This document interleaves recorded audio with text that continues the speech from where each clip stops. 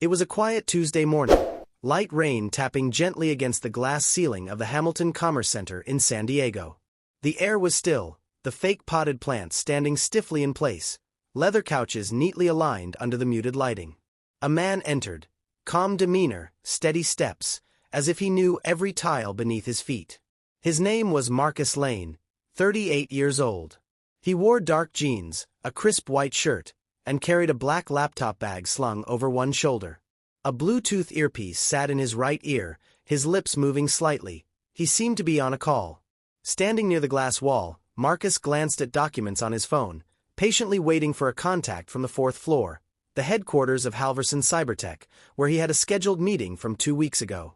Behind the reception desk, Emily Crane, a new hire just 3 days into the job, couldn't shake an uneasy feeling.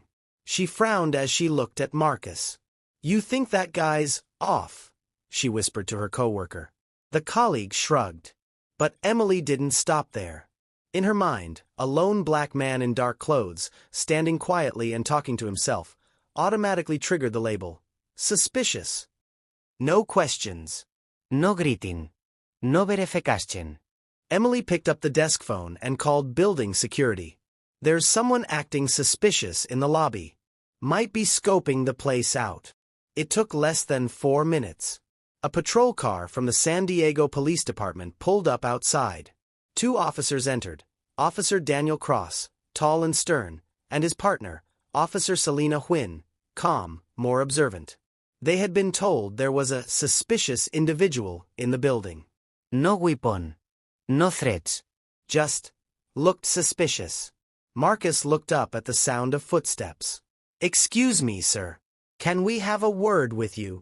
Cross said. Marcus nodded, surprised. "Sure. What's going on? Please step away from the glass and keep your hands visible."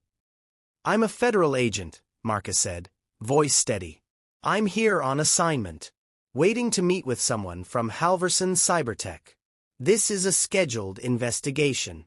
"You got ID?" Marcus nodded. "It's in my bag. Mind if I reach for it?" "Don't move." Cross's voice cut sharply. Marcus froze, his hand mid-air. His eyes stayed calm, but alert. "Side pocket," he said. "There's my badge, credentials, and service weapon. You're welcome to retrieve them." Selena stepped forward, carefully opened the bag, and pulled out a polished FBI badge. The photo, the serial number, it all checked out. Special Agent Marcus Lane, assigned from the Los Angeles field office. All fully verified. But Cross still hadn't lowered his stance. Across the lobby, Emily stood frozen behind the desk, gripping the phone, face pale. She hadn't imagined it would go this far. But she said nothing. 5 minutes passed. Marcus sat on the cold marble floor, eyes tracking every motion. Not in fear, just for survival. Then, the elevator dinged. The doors slid open. A woman stepped out, dark hair tied back, sharp black suit, an FBI badge clipped to her belt. "What the hell is going on here?" Her voice sliced through the tension. "Agent Clarissa Vaughn," Marcus greeted her. Clarissa looked at Marcus on the floor, then turned to the officers.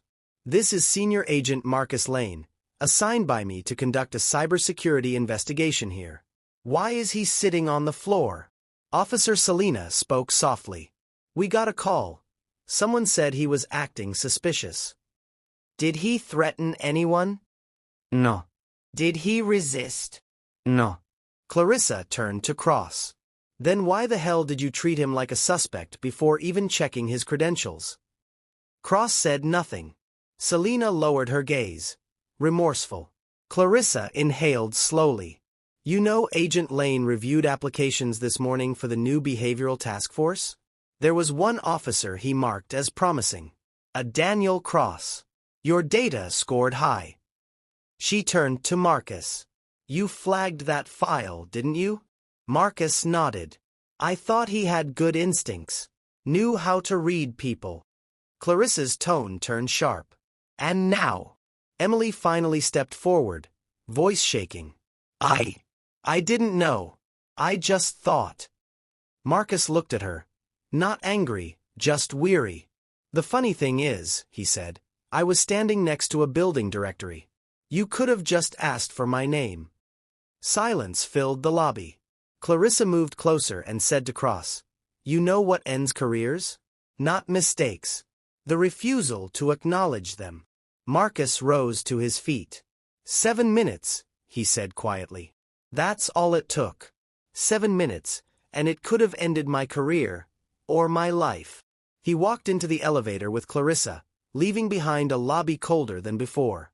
Selina stood silently, then whispered to Cross, "Your application still holds weight. But it's different now. If you want to change, it starts right here." Downstairs, Marcus stepped out. Selina was waiting near the exit. She called out quietly, "Agent Lane." He stopped. "I didn't stay because anyone told me to. I just needed to say I was wrong. I saw the badge. I knew who you were. And I still let it happen. I didn't speak up." Marcus looked at her for a moment. Apologies don't erase fear. But admitting fault is where it begins. He didn't smile, but nodded, acknowledging. The elevator doors closed behind him. The incident ended, but the echo of it would linger much longer.